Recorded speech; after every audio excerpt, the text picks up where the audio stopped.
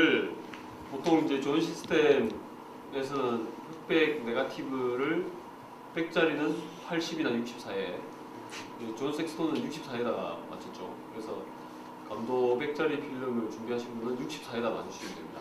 스튜디오는 조명이 굉장히 세요. 아까 그냥 노출 잡듯이 노출을 잡았을 때는 이게 빛이 굉장히 약한데 이게 순간적으로 트지게 됩니다. 발광한다 그러죠.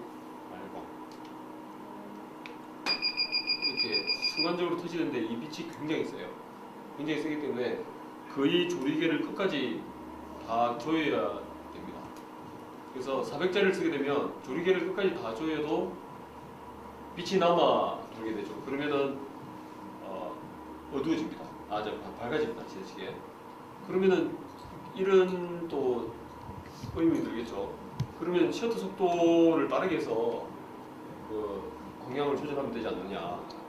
근데 스튜디오 촬영은 셔터 속도가 아무런 의미가 없습니다. 왜냐하면 빛이 번쩍하는 이 시간은 뭐 지구 7바퀴 반의 속도로 터지는 거잖아요. 빛의 속도가 그렇다고 하는데, 그러면은 우리가 제 아무리 빠른 셔터 속도를 쓴다 하더라도 그 셔터 속도를 더 짧게 해서 그 광량을 조절할 수는 없습니다. 그래서 결국에는 빛이 들어오는 그 구멍의 크기, 즉 조리개의 크기를 미리 이제 맞춰서 그렇게 해서 이제 조절을 해야 되는 거죠. 그래서 셔터 속도는 아무런 의미가 없는데, 전혀 아무런 의미가 없는 건 아니고, 이제 우리가 사용하는 카메라는 셔터가 이제 몇 종류 있는데, 대표적인 게 렌즈 셔터. 렌즈 셔터가 리프 셔터거든요. 리프 셔터. 이게 이런 게 주로 이제 리프 셔터죠. 이게 셔터가 이렇게 열렸다 닫히는 게 대형 카메라도 마찬가지고. 그 다음에 이제 포컬 플레인 셔터가 있습니다. 포컬 플레인 셔터. 그러니까 SLR 카메라에 보면은 왜 셔터, 가게에 셔터 쇠로 된 셔터막 있지 않습니까? 그것처럼 생긴 그게 포컬 플레인 셔터인데, 포컬 플레인 셔터는 선막과 후막이 있습니다. 그래서 이제 보통 이제 촬영을 하게 되면 선막이 올라가고 후막이 따라 올라갑니다. 왜 그런 식이냐면 선막과 후막의 간격을 조절해서 빛의 양을 조절합니다. 무슨 말이냐면 선막과 후막의 틈새를 줄여가지고 마치 250분의 1초의 양이 되게끔 조절하는 거죠. 왜냐하면 기계적으로 250분의 1초나 500분의 1초가 구현이 불가능해요. 그러니까 1000분의 1초나 2000분의 1초 이런 거는 아예 기계적으로 이 셔터가 작동이 되는 게 불가능합니다. 그래서 1000분의 1초나 2000분의 1초는 그 빛의 양, 이론적으로 계산해가지고 그 빛의 양만큼 되게끔 선막과 후막을 이렇게 틈새를 붙여가지고 이렇게 움직여요. 동시에 움직이게 합니다. 그러면 이걸 만약에 플래시에 쓰게 되면 어떻게 되냐면 조리개처럼 이미 박혀져 있죠. 그러면 이때 번쩍하면 어떻게 되냐면 화면의 일부가 가려집니다. 셔터에 의해서.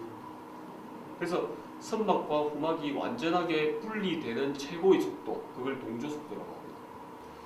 여기 보면 플래시 표시가 있습니다. 이 플래시 표시에다 맞추셔야 돼요. 그 다음에 F3도 마찬가지고 FM2 같은 경우에는 250에 빨간색 칠이 되어 있습니다. 그러니까 셔터 속도에 보면은 빨간색으로 되어 있는 걸 보신 적이 있을 겁니다. 그게 뭐냐면 그게 동조 속도예요.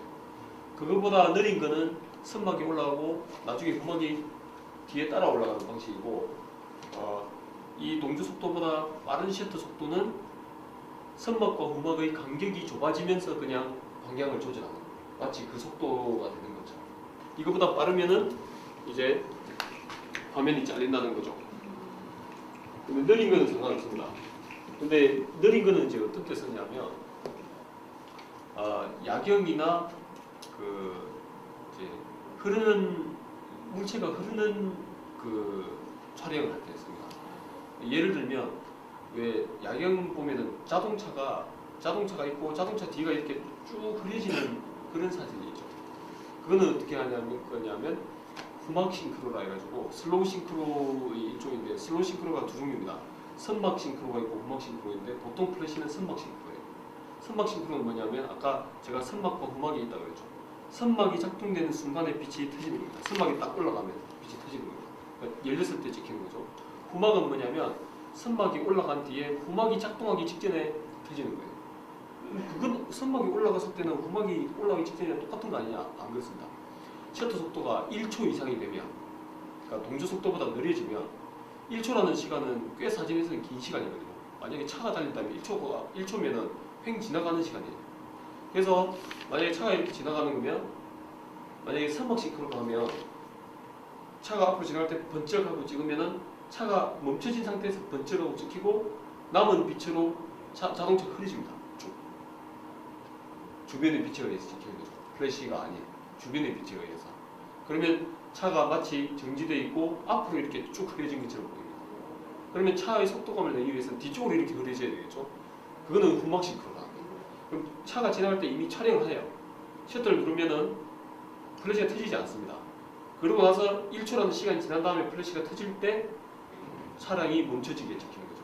그러면 사진에서는 마치 차가 뒤로 이렇게 쭉 속도감이 나듯이 이렇게 흐려진 것처럼 그렇게 찍히게 됩니다. 그게 후막 싱크로입니다. 그래서 슬로우 싱크로고, 슬로우 싱크로를 어떤 때 또 쓰느냐면 이제 야경과 함께 사람의 포트레이트를 찍을 때, 만약에 이제 그냥 플래시로 사람을 찍으면 사람은 찍히겠죠, 정상적으로.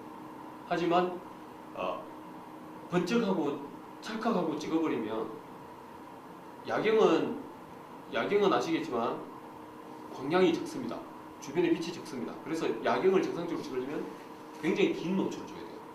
그럼 긴 노출 동안 플래시를 계속 터뜨릴 수는 없는 거죠. 플래시를 여러 번 터뜨리면 결국엔 또 사람이 또 지나치게 밝아집니다. 그래서 플래시는 사람을 위해서 적당한 양으로 터뜨리고 나머지 긴 셔터 동안 열어놓고 야경을 받아들이는 거죠. 그러면 사람이 또 이렇게 흔들려서 찍히지 않느냐?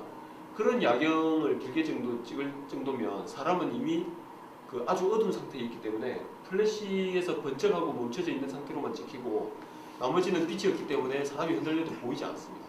그동안의 야경을 찍는 거죠.